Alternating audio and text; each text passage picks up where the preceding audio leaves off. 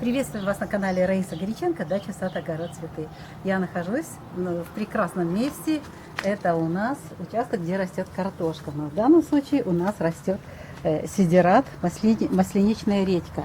И эту тему я связываю с несколькими сообщениями, перепиской с нашим читателем.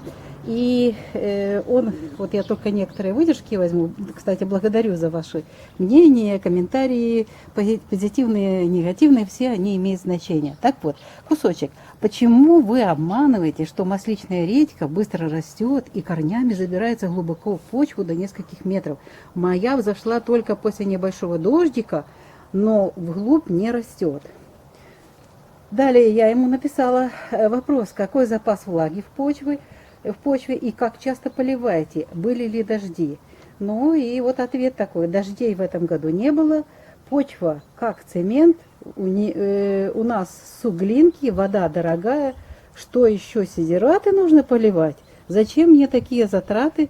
Мне сидераты не подходят. Вот. А нам сидераты не только подходят, но очень нужны и важны. На нескольких сотках нужно ежегодно выращивать одни и те же культуры. Севооборот невозможен на таком маленьком объеме площадей. И вот одна и та же культура поглощает почву и утомляет грунт, выделяя определенные специфические вещества, которые тормозят рост и развитие этого же овощного растения, в данном случае у нас картофеля, в последующие годы.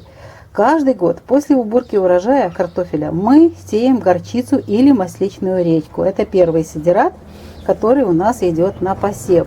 Раньше мы использовали еще и зерновые, но вот в этом году все зависит от погоды, посмотрим, что мы будем использовать. Но вот перед посевом обрабатываем почву и поливаем. Делаем такие лунки, и именно в лунки заливаем воду, потому что без полива, без воды, даже самые профессиональные лучшие семена не проклюнутся и, естественно, не будут расти. В сухой почве никакой корень не вырастет, и в сухой почве не будет куда-то стремиться искать того, чего нет в почве. А у нас при нынешней засухе в 2019-2020 годах даже сорняки не растут, потому что почва сухая. Осадки большая редкость, зима теплая, осадков нету снега, нету тех таких мелких, длительных, небольших осадков, которые промачивали почву. Большая редкость, запас влаги в нескольких метрах. Вообще только там, где есть такая низина, там еще что-то, где-то влага есть.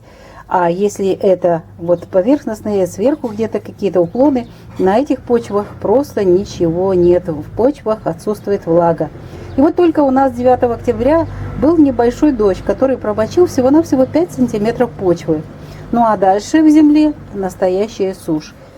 Ну и особо надеяться на осадки не приходится. Планета Земля переходит из эпохи рыб в эпоху водолей. Из этой стихии воды, рыб мы переходим в стихию воздуха, водолей. Хотя водолей можно прочитать в этом слове воду лью, но вот вода действительно льется, но только в некоторых регионах, изредка. В короткие периоды выпадает большое количество осадков, и они стекают в низины, не проникая равномерно в почву. Подпочвенная вода исчезла во многих регионах. Да и в колодцах уже нету воды, во многих просто-напросто исчезла совсем или немножечко, пока вода есть. И, естественно, в почве никаких запасов влаги не наблюдается. Поэтому к сидератам нужен также особый подход, как и выращиванию любого растения. Зеленые удобрения у нас это единственный выход для быстрого получения ценных зеленых удобрений. Навоза и перегноя, чего было в изобилии раньше, просто нет. Нет ферм, где этого ценного удобрения было в изобилии. Да и животных очень стало мало в хозяйствах, потому что нет пастбищ, все высушилось, и трав нету. И чтобы заготовить их, тоже нету возможности. Поэтому не только просто сеем семена сидератов. У нас на юге Украины приходится не только поливать сидератные посадки, но еще и подкармливать, и защищать от вредителей. Если внимательно посмотреть, то очень хорошо видно, что наши листья часть листьев у масличной редьки просто-напросто как решето. Вот. Это были первые листья. Я увидела белянку. Вот белянка уничтожила часть листьев, поэтому пришлось использовать снова же защитные средства, биопрепараты. Это Скарада М картофельный и Скарада М плодово-ягодный. Почему два использую всегда? Потому что разные вредители. И в это время у нас очень жаркий сентябрь был, и октябрь в начале очень жарко, да и сейчас тепло. И растения просто-напросто могут при хорошей влаге расти, но в это время очень много продолжают развиваться вредители. Белянка вот по-прежнему пытается прилететь и оставить, естественно, свои яйца для того, чтобы размножиться. И вот пришлось обрабатывать. Вот результат обработки видно. Высохли вот эти вредители, которые были яйцекладка и гусенички, которые уже начали есть вот этот сидерат, я убрала вот с помощью вот этих двух биопрепаратов, биоинсектицидов. Ну а для того, чтобы ускорить рост и вырастить еще один сидерат, я, естественно, использую вот такое очень хорошее удобрение, микроудобрение, слово же органическое, нитро называется. Здесь все есть составляющие, нужные микро-макроэлементы, которые нужны для того, чтобы растения хорошо развивались, быстро развивались.